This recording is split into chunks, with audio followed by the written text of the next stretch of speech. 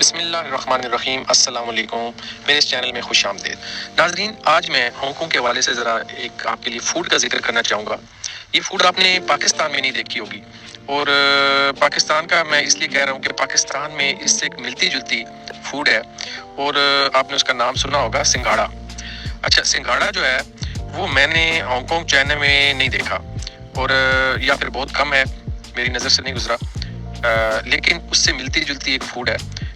جسے چیسنٹ کہتے ہیں۔ اچھا، چیسنٹ جو ہے یہ ہم نے میرے خیال میں پاکستان میں آپ نے نہیں دیکھا ہوگا۔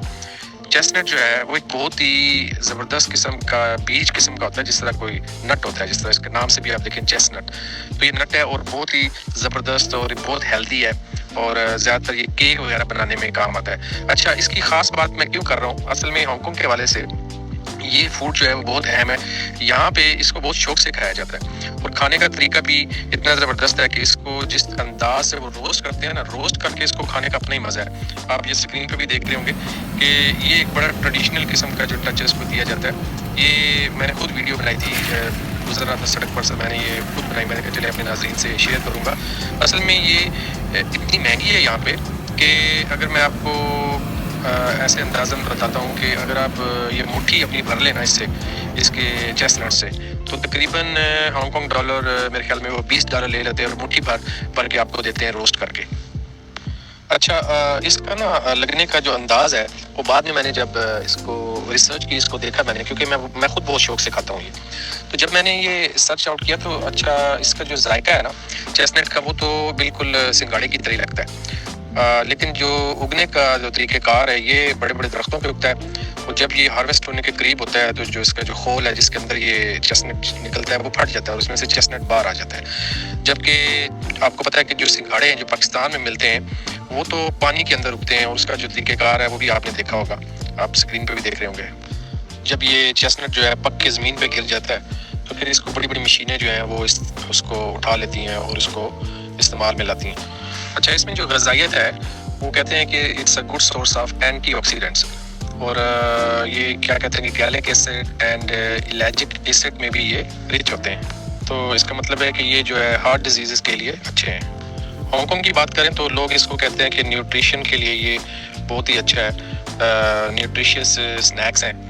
فرض کریں اگر آپ کو بھوک لگی ہوئی ہے، کام کر کے تھک گئے ہیں، آپ یہ 5-6 دانے کھا لیں، آپ سمجھ لیں آپ کا پیٹ بھر گیا ہے۔ اور ٹریڈیشنل چائنیز میڈیسن کے حوالے سے اگر کہا جائے تو وہ کہتے ہیں کہ chestnuts are regarded as fruit for the kidney and patients with renal disease. تو اس کا مطلب ہے کہ یہ چائنیز جو طریقہ علاج ہے اس میں بھی یہ بہت ہی کام کی چیز ہے۔ کیلوریز جو ہیں وہ تو اس میں یہ سمجھ لیں کہ they are far lower than any other nuts,